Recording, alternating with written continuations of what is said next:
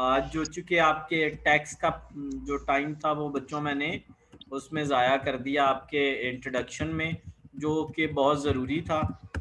तो बेटे cost accounting में इब्तिसाम पंगे ना लै पुत्र। अच्छा इब्तिसाम यार मेरी बात सुनो पुत्र। हमारे पास ना चैप्टर 4 है जिसको हम कहते हैं कॉस्ट अकाउंटिंग साइकिल। ये हमारे पेपर में आएगा। इससे पहले वाले बच्चों बच्चों इब्तिसाम जो मैंने बेटे आपको पहले बता रहा था कि सबसे पहले कौन सा चैप्टर 4 करना है, उसे कहते हैं कॉस्ट अकाउंटिंग साइकिल। ठीक है। अच्छा जो बच्चे इसको पहले करते हैं ना चैप्टर 4 को, वो मर जाते हैं। ठीक है।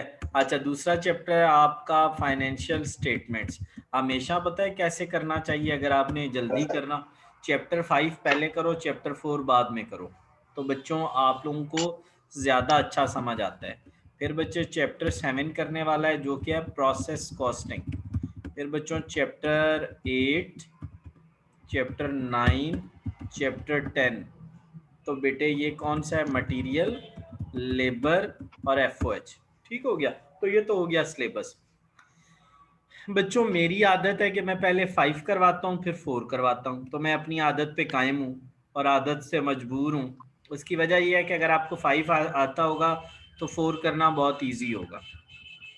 बच्चों जो है आपका चैप्टर फाइनेंशियल स्टेटमेंट्स, ठीक है।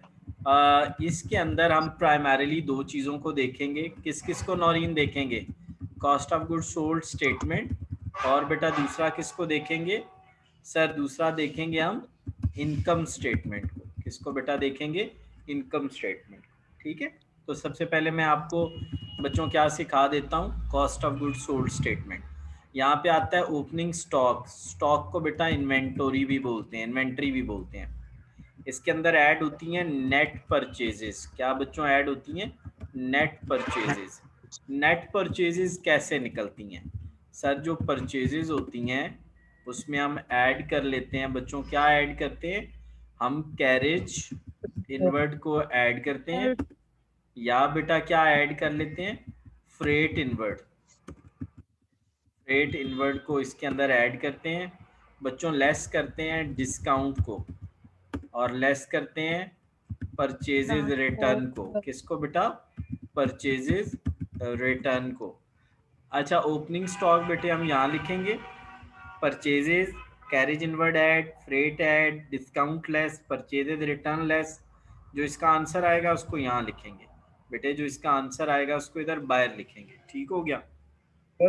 अगर अगर और भी डायरेक्ट एक्सपेंस दिए हो वो बेटे नहीं दिए होंगे, नहीं दिए होंगे, नहीं दिए होंगे डायरेक्ट एक्सपेंसेस। ठीक है। इसके अलावा बेटा देगा नहीं, देगा नहीं, देगा नहीं, देगा नहीं, इसके अलावा वो देगा नहीं। ठीक है। तो बच्चों मैंने क्या बोला है कि आपने नेट परचेजेस इसके अंदर ऐड करनी है। ओपनिंग स्टॉक में जब हम नेट परचेजेस को ऐड करते हैं ना बच्चों, इन दोनों को आपस में ऐड करते हैं, तो हमारा जो आंसर आता है यानी इसको और इसको, उसको कहते हैं मटेरियल